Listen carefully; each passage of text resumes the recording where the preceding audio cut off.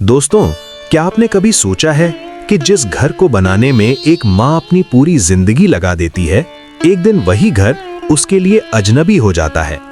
ये कहानी है एक ऐसी दादी माँ की जो अपने ही घर के दरवाजे के बाहर खड़ी रह गई और दरवाजा कभी दोबारा नहीं खुला। दादी माँ का नाम था शांति, एक छोटी सी गांव की सीधी साधी औरत जिसके हाथ कभी रुकते नहीं थे।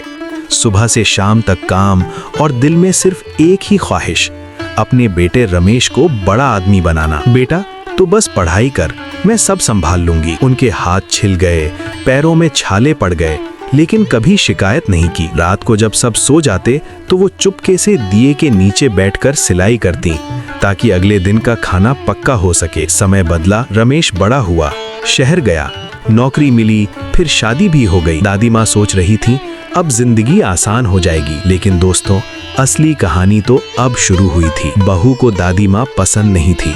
माँ जी, आपका ये पुराना तरीका यहाँ नहीं चलेगा। रोज रोज की बातें, छोटी छोटी बातों पर ताने। दादी माँ चुप रहती, बस एक कोने में बैठकर तस्बीह घुमाती रहती। क्या मैं इतनी बोझ हो गई हूँ। एक दिन शाम का वक्त था, आसमान में बादल थे।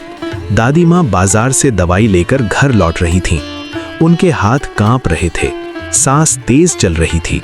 जब वो घर के दरवाजे पर पहुंची तो दरवाजा बंद था। उन्होंने धीरे से खटखटाया, रमेश बेटा दरवाजा खोलो। अंदर से आवाज आई, माँ आप अब यहाँ नहीं रह सकती। दोस्तों सोचिए उस माँ पर क्या गुजरी होगी। वो वहीं जमीन पर बैठ गई। बारिश शुरू हो गई, कपड़े भीग गए, हाथ कांपते रहे, लेकिन दरवाजा नहीं खुला। रात गहरी होती गई, सड़क सुनसान थी। दादी माँ धीरे धीरे उठकर चलने लगी, न जाने कहाँ, न जाने क्यों। सुबह लोगों ने देखा वही दादी माँ बस स्टॉप के पास बैठी थी, आंखें बंद, चेहरे पर हल्का सा सुकून, जैसे दर्द खत्म हो गया हो। वापसी या अलविदा। रमेश को जब खबर मिली वो भागता हुआ आया, माँ माँ उठ जाओ। लेकिन अब देर हो चुकी थी। उसने पहली बार महसूस किया कि उसने क्या खो दिया। माँ और दादी सिर्फ रिश्तों के नाम नहीं होते, वो घर की रूह होती हैं। जब तक वो होती हैं घर घर होता है, और जब वो चली जाती हैं तो सिर्फ दीवारें रह जाती हैं। आज ही अभी